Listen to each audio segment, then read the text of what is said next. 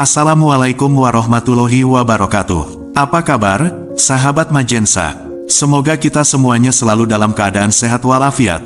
Amin ya robbal alamin.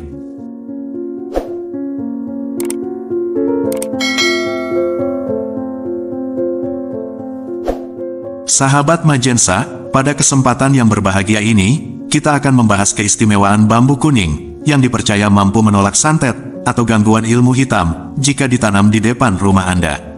Tonton dan simak video ini hingga selesai, agar informasi yang kami sajikan tidak gagal faham di memori pikiran Anda. Jika video ini bermanfaat, silahkan subscribe, like dan komentar. Terima kasih.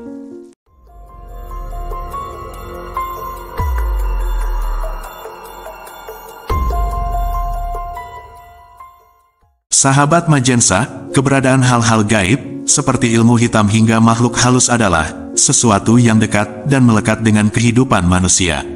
Salah satu ilmu hitam yang paling populer di Indonesia adalah santet, yang bertujuan untuk mencelakai orang secara jarak jauh dengan bantuan makhluk halus atau benda gaib.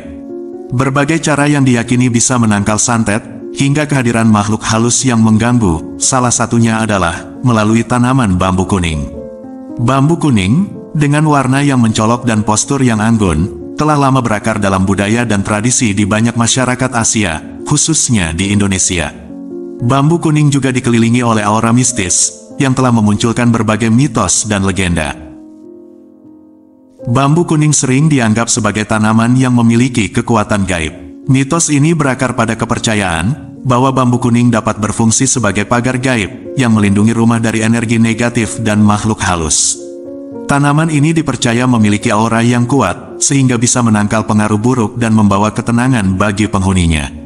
Dalam praktik tradisional, bambu kuning sering ditanam di sekitar rumah atau tempat-tempat yang dianggap sakral. Mitos lain yang berkaitan dengan bambu kuning adalah kemampuannya untuk menangkal ular gaib. Dalam kepercayaan ini, bambu kuning dianggap memiliki kekuatan untuk mencegah ular gaib masuk ke dalam rumah, yang sering dikaitkan dengan energi negatif atau sial. Oleh karena itu, bambu kuning sering ditemukan di dekat pintu masuk, atau di sudut-sudut rumah di dalam pot. Akan tetapi yang lebih banyak ditanam tepat di depan rumah, sebagai bentuk perlindungan. Dalam beberapa kepercayaan, bambu kuning dianggap mampu mengusir roh jahat. Tanaman ini dipercaya memiliki energi yang dapat membersihkan ruangan dari energi negatif dan makhluk halus yang tidak diinginkan. Bambu kuning kerap ditanam mengelilingi pekarangan sebagai benteng gaib. Konon, lapisan sari bambu menyerap dan menolak serangan ilmu hitam, termasuk santet dan guna-guna.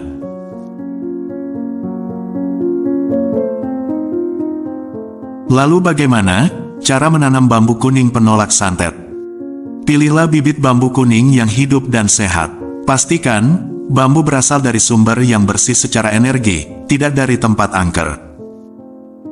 Waktu penanaman. Menurut Primbon Jawa, waktu yang tepat untuk menanam bambu kuning adalah hari Jumat Kliwon, atau Selasa Wage, karena hari-hari ini memiliki energi perlindungan dan pembuka aura gaib positif. Waktu tanam, sebaiknya dilakukan saat matahari pagi baru terbit, sekitar pukul 6-7 pagi, agar energi bumi sedang aktif dan menyatu dengan cahaya awal hari. Untuk lokasi penanaman, disarankan di depan rumah, di sisi kiri gerbang, atau pintu masuk. Hindari menanam tepat di tengah jalan masuk, atau langsung menghadap pintu utama, karena dipercaya bisa menghalangi rezeki. Boleh juga ditanam di pojok pekarangan depan, sudut kiri rumah menghadap luar, karena dipercaya memperkuat pagar gaib alami. Yang tidak boleh terlupakan adalah, bacalah doa sebelum menanam, menurut keyakinan masing-masing. Memohon kepada Sang Pencipta Alam, semoga bambu ini menjadi benteng gaib, penolak segala kejahatan yang tidak kasat mata. Bagi yang muslim, bisa juga dibacakan ayat kursi sebanyak 3 kali.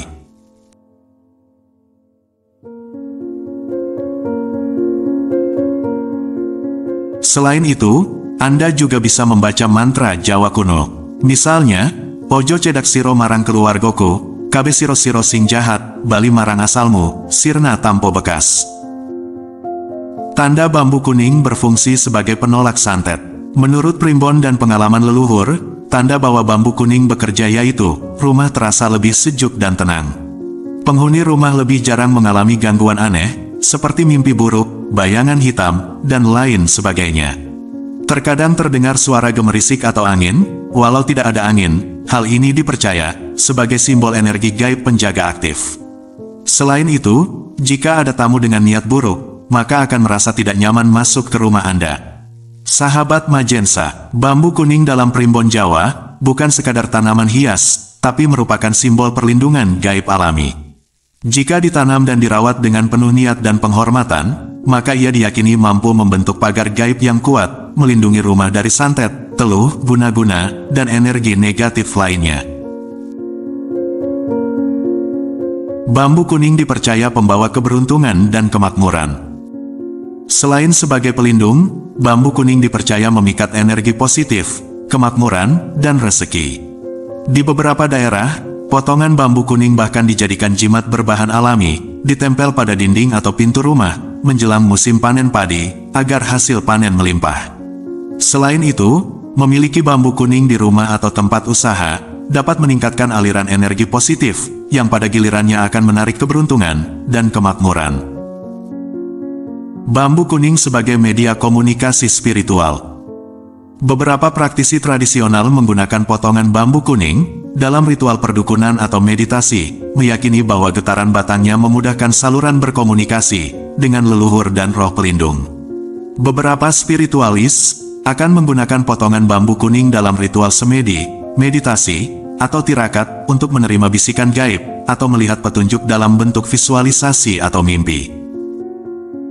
Seseorang yang sering berinteraksi dengan bambu kuning, misalnya, tidur dekatnya atau sering bertapa di dekat rumpun bambu, akan lebih sering mendapat mimpi yang bersifat simbolik, seperti bertemu sosok berjubah putih, dan pesan spiritual, petunjuk hidup, dan pertanda gaib.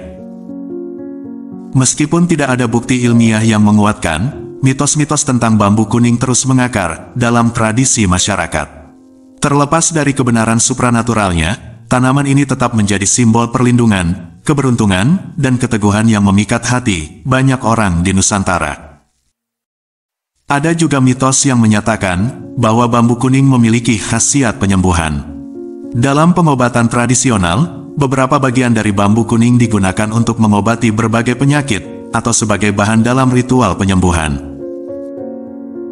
Bagian rebungnya diketahui memiliki kandungan yang dapat mengatasi kerusakan fungsi hati dan digunakan sebagai obat untuk penyakit kuning dan lever.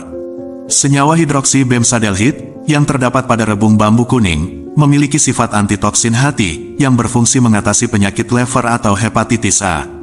Percaya atau tidaknya, tergantung dari keyakinan masing-masing. Beribadah dan berdoa kepada Tuhan Yang Maha Kuasa adalah hal yang terpenting dan yang dapat menghindarkan kita dari hal-hal negatif.